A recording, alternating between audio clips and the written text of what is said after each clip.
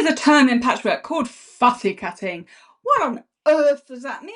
Why do you need it? And how do you do it anyway? I've got all of those things covered in this video. Who am I? I am Kim. This is Quilt with Kim. You, my lovely, are very, very welcome. And before I get on to the first little bit about what fussy cutting is, do stick around to the end because I've got a tip for you that you will not want to miss. Let's go find out what fussy cutting is all about. First up, what is this thing called fussy cutting? Well, there's probably two types of fussy cutting. One is where you have fabric like this fabric here I've got on my cutting mat that has icons or particular designs where we've got a big enough pattern that we could isolate that particular part of the pattern and utilize it in the center of our block or in English paper piecing, for example. Here, let me show you. So this particular beige one, it's got some very pretty flowers in, which you can see in this coaster that's in the middle of being made. I've isolated this little flower here to sit in the center of my block, or as it will turn out, in the center of my coaster. So that's one way. So fussy cutting is fussily, I guess, picking out that icon and cutting around it. I will show you how to do that in a minute. So that's one particular design. We could also pick out our little astronauts here in the same way that we want to have the astronauts sitting in the middle of whatever it is that we're creating, in the middle of our piece that we're making into a bigger block. Or indeed, we've got a section here. So if we look at this Lewis and Irene fabric, sorry, Lewis and Irene, this Lewis and Irene fabric, that we've got this repeated design throughout the fabric. And if we isolated perhaps those pretty little blue daisy flowers and the little yellow ones above here, we could make a square quite easily, or maybe a wider rectangle with that little cluster of blue flowers in the middle. And that would look really pretty, where you've got repeated blocks throughout your quilt that you want the same little design sitting on each area, the same area of your quilt. So that's something to have a think about. Now, what I will say before I get on to the second type of fussy cutting is that it isn't very economical, because if we are isolating, say, these blue flowers here or our little astronauts here, we need in fussy cutting to have enough fabric all the way around your chosen icon so that it stitches successfully into the piece next door to it. And of course you need to allow for the seam allowance, and that's probably one of the biggest mistakes people make, is that they don't allow enough fabric around their chosen icon to allow for that. So if we look at the little coaster here mid-make, you can see that I've got the flower in the middle, but there is plenty of space around it to really make the little flower stand out, and it's not being butted up with the fabric. We're not sewing over it or anything like that. So you want to be careful with that when you're stitching. Don't worry, as I said, I'm going to show you how to do it in a second, but it's something to be aware of, that if you are fussy cutting and you've got a quilt in mind, you are going to lose quite a lot of fabric in creating your fussy cutting, because of course you can't just come into your strip or into your fabric. You're going to have to choose the area that's going to give you that space around it. The astronauts, for example, I might get away with this one here. This one here would be fine, but these ones along the edge, sorry, that was off the camera, these were ones along the edge here are too close to the edge that I can't utilize. So I would end up cutting around this little man here with it. I mean, it could be a girl. He's got a spotty jumper on with a yellow pocket. Why would you need a pocket if you're going to outer space? These and other questions will not be answered in this video. So it's not very economical, but it does make a quilt look lovely. It does make your project look lovely if you're picking out these icons. The other variation is where you've got a fabric like here, where we've got a definite repeating pattern like stripes, and you want these stripes, for instance, to go in a certain way. For instance, if you're doing English paper piecing and you want all your hexagons to have the stripes going in the same way, so you'd need to be very careful when you're cutting out your shapes on this particular design. You can't just go anywhere. You're going to have to carefully place your templates so you get all your stripes going in the same way. So there's two variations. It's picking out the icons and then looking at where you've got a stripe or maybe a dot or something like this where you want them all going in a particular directions where you have to be a bit more careful. Okay, so that's two types of fussy cutting. Let's find out then how to actually do your fussy cutting. Let's tackle the strip first because we've fallen in love with these pretty little blue daisies and we want this to be the center of our square. So how do we do that? We've cut our strip here. Now this particular strip is 3 inches wide, and that's a good thing for you to know. I know you will know anyway, but keep that in mind because what we need to do is find the middle of our flowers so that they sit in the middle. Now, remember I said it's not very economical because we're going to lose this bit of fabric over here. Okay, you won't actually lose it because of course it will go in your scrap pile and back in your stash for use in another quilt somewhere. But when we want to isolate these little flowers, and you'll see them repeated throughout your fabric, and let's just say we do want a 3-inch square for that one, with our normal ruler, now this is a smaller 12.5-inch ruler. It doesn't matter which ruler you use, although these little 4.5-inch ones are actually really useful to have for fussy cutting and just small little cuts. But let me show you here. So if we know that we want a 3-inch square, we have to find the middle, which of course is 1.5 inches. Now what I want you to do is find the 1.5 inch line on your ruler, and I want you to put that in the middle of your little flowers there. Now when the manufacturers print the design on the fabric, it never is particularly square, so you're going to have to just judge it a little bit, but you won't be too far off. Now, having identified that we've got 1.5 inches in this particular case, half of our 3-inch, and we're putting that in the middle of our daisies there, I want to make sure that I have got a nice straight horizontal line on the top of my fabric strip there, and again on the bottom, to make sure that it is sitting nice and straight on there, because of course we want a square with some nice right angles so it matches nicely up to the next piece. And then all I'm going to do is cut that long bit off here. Okay, that goes back in your stash for use in another quilt. And then I'm going to turn this around because now I want to measure my 3 inches. Remember, we want a 3-inch square. So we're making sure that we've got a horizontal line sitting nicely on the fabric at the top.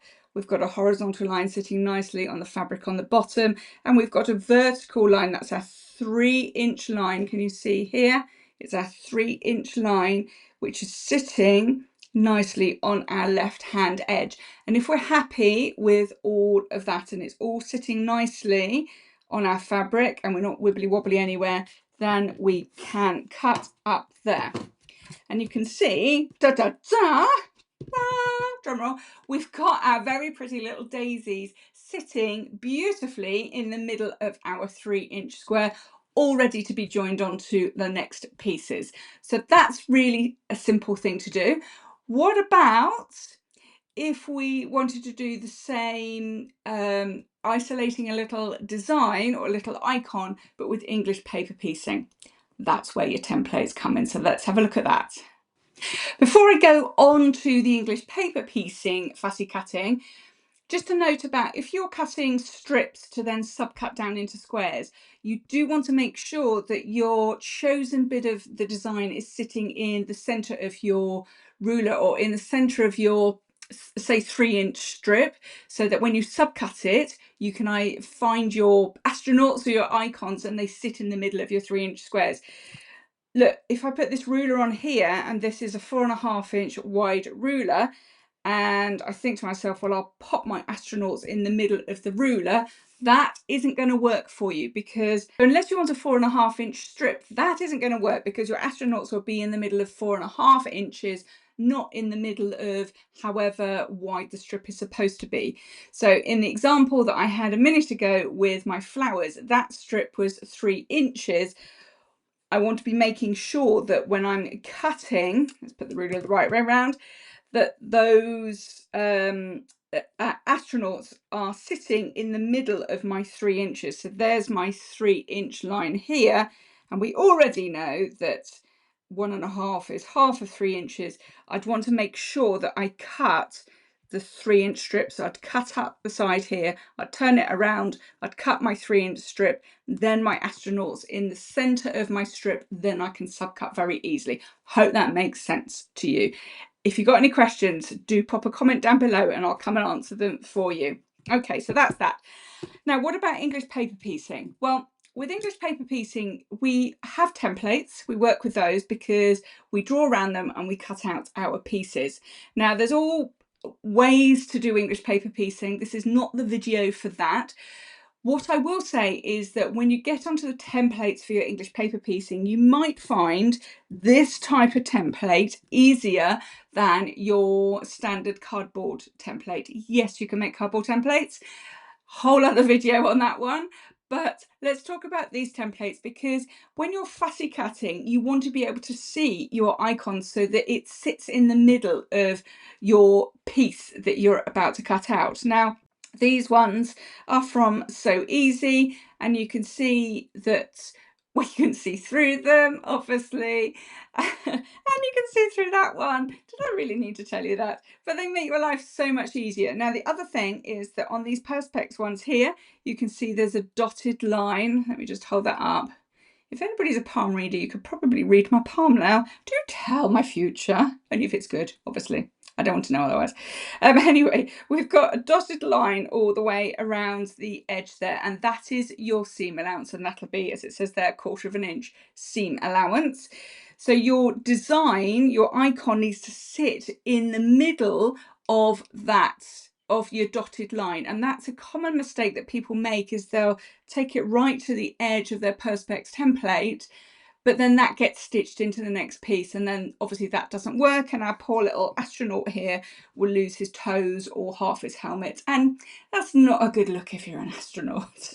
So that's one template. Another one that you'll see, and these, if I'm being honest, came off as a free gift on the front of a quilting magazine quite a while back. So if you see the quilting magazines with the freebies on the front, do grab it, because they're very useful. This is the same thing. This is a bigger hexagon, but you can see here that we've got this 1/4 inch bit of plastic all the way around to make the hexagon shape. But this is our seam allowance, so we'd want to be drawing outside this hexagon shape here. And I think really out of the two shapes, sorry, the two sizes of hexagon in this particular instance, that this little one here is probably just too small for our astronaut to fit in, but this one is probably perfect. Okay, and you remember I was talking to you about the stripes, that we want to position our icon or our stripes in a particular way. We want to be thinking about that with our astronaut here as well, because at the moment he's on a point that might be fine, but maybe you want him sitting on a square, on a straight at the bottom. It really depends how your pieces are going to go together. So you want to be having a look at your design. How are those pieces going together, and where is my little icon going to sit? Okay. So how we deal with these is very simple. You want a pencil, or in this case, I've got a, what's this, a clover marking Chacapel pencil. I don't know how to pronounce that. Could be Chacapel, could be Chacapel. Anyway, one of those. They're designed for fabric, but a standard pencil will do. Don't go rushing out buying things if you don't need to. All we're going to do is make sure that we have positioned our chosen icon in the center of our shape within the seam allowance and in the direction that we want them to go, or want it to go, and then we're going to draw around it. Okay, you can do this on the back of the fabric. If the design is showing through to the back, you can absolutely do this on the back. I'm just trying to do this on the front, that makes it easier to show you. And we want to keep it in place because we don't want to move our astronaut around. Sorry, you've got a good view of the back of my arm there. There we go. So we can see that our astronaut is sitting in the middle, and then all we do is simply cut out that shape. Now you can do that with scissors or carefully with a rotary cutter. Okay, so you can do either of that. Let's do that with a rotary cutter. So I've got bits all over the place. Let's just move those and have a tidy up.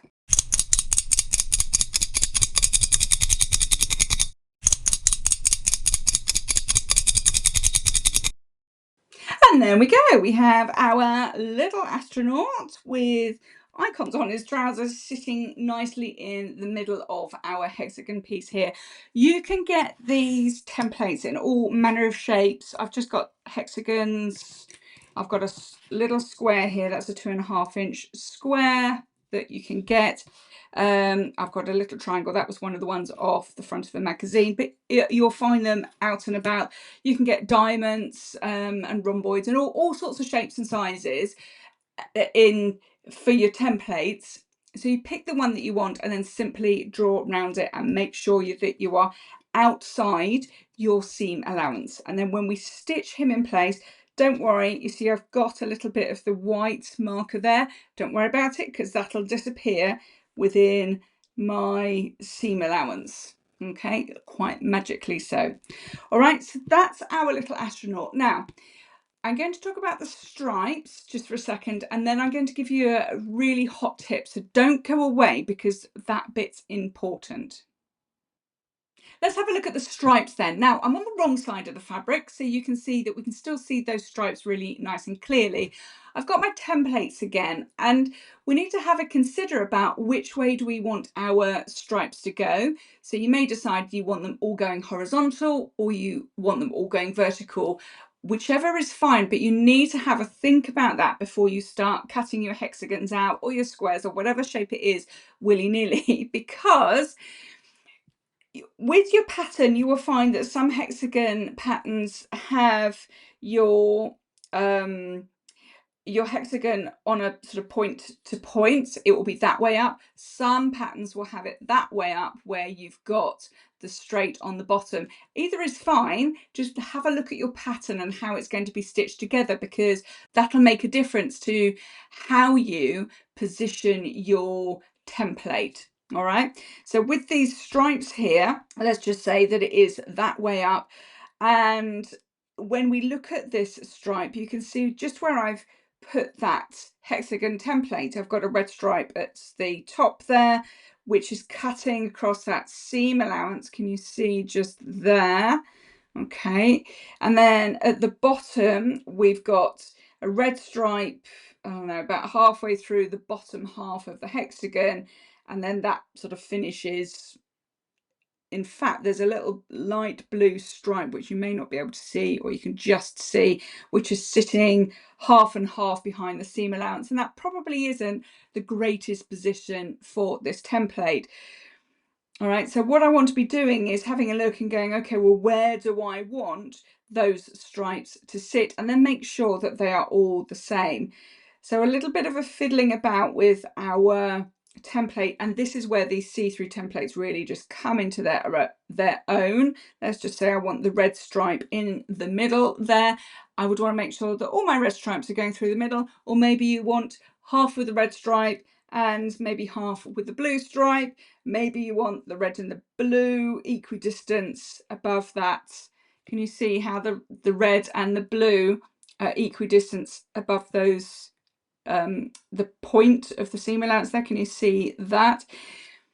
It's really you thinking about the placement of those templates. So this is fussy cutting in a different way, considering the placement of your templates on your fabric, where you've got this repeating design, this repetitive design, like your stripes or your dots or whatever, and watching where they go, and then making sure that that stays the same through all of your hexagons or wherever you're using this fabric, if that's what you want to do.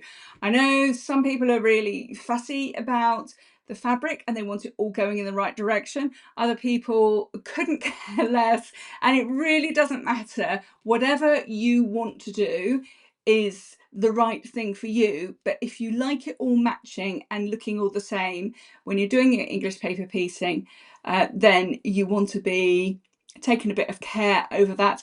The same thing again if you're cutting it into strips and subcutting, you want to be having a thinking about, that's not good English, have a think about where you're placing your ruler, just as we did with the astronauts, and how we're subcutting to make sure that it all looks the same if that's what you want.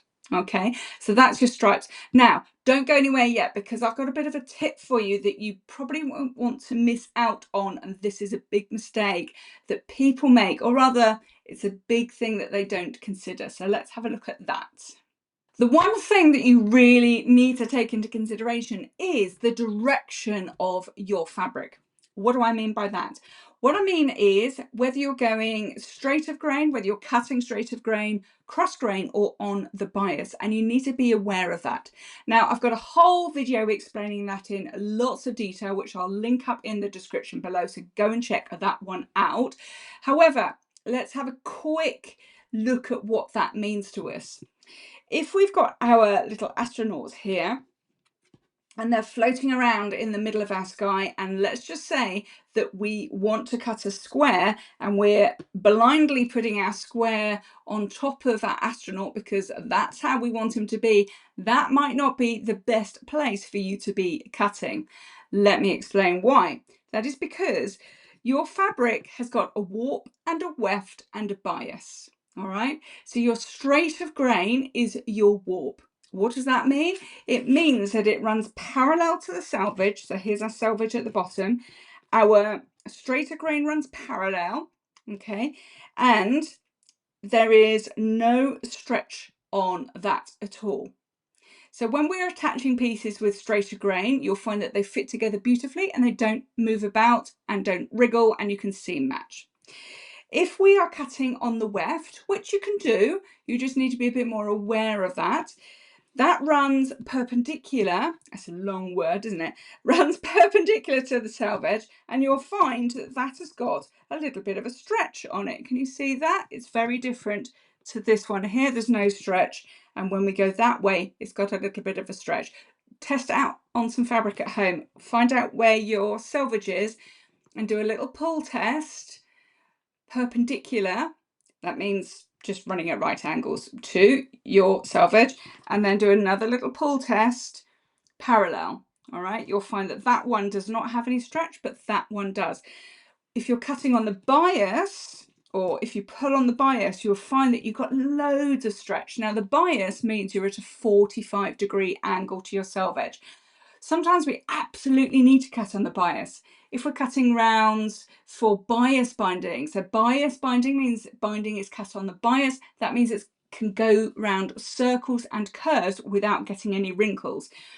If you try to cut on the straight and go round a curve, it isn't going to work. I've covered this in another video. I'm not covering it now. I just want to give you a very top level introduction to it if you haven't come across it before, because it's really important when we're putting our pieces together. Now, where it falls apart is if we're cutting on the bias, which we can do in patchwork, we have to be careful when we're putting those pieces together, because it's very easy when your fabric is on the stretchy parts for it to wriggle out of shape, and you'll find that seam matching becomes nightmare proportions and it won't fit and you can't get it to the end, or whatever is going on. It will kick up more of a fuss when you are on the bias. It's very easy to pull that out of shape as well, which is obviously, we don't want distorted astronauts in our quilts. So when we are putting our templates on, we need to be really aware of how is that sitting on my fabric, because if you look at this, it's sitting a sort of, it is on an angle, so I would expect there to be, you've got your straight of grain here, which has no stretch. What happens if I pull in that direction? We've got a little bit of a stretch there. Can you see that? All right. And when we're doing that, when we start stitching those together, you'll find that they may not match quite as well, or you're going to have to be more careful when you stitch those pieces together. So it's not an impossible task. It means you have to be aware of it when you're stitching the pieces together. Probably more so when you're on the machine because of how the machine works. With your hand stitching with English paper piecing, you'll be doing that anyway. It's probably a bit easier, and you're unlikely, I'm not saying impossible and that you won't, but unlikely to distort it. But on the machine, probably more likely you'll find that one piece becomes a different length to another piece, and that's because it's being stretched out a little bit as it goes through the machine. So if that's ever happened to you and you're wondering why on earth and what you're doing wrong, you're not doing anything wrong. It's just that your fabric is on one of the stretchy parts, and we want to try and avoid that. Okay, so it's just something to have a think about when you're positioning your templates, how you're positioning them. In a perfect world, you want them on the straight of grain, they'll match perfectly, or indeed on the cross grain, which is your weft, because even that little stretch, you can work with that quite easily. Just be aware of it, but try if you can to avoid the bias, or if you have to cut on the bias because your astronaut's going in that direction, you need to be careful when you are stitching it together. Okay, so I'm not saying don't do it, I'm saying be aware of it to save yourself a bit of tears before bedtime when you're stitching them. We want to avoid that. This is supposed to be fun and about joy and having a good time. It's not about having tears before bedtime. I hope that has helped you master the art of fussy cutting. If it has, please don't forget to like, subscribe, and hit the notification bell, because it'll help you spot my tips and tutorials and help support free tutorials here on the internet, if I can get my breath out. And if it has helped, please do check out that video over there. I will love you and leave you for now, and I will look forward to seeing you next time. Bye bye.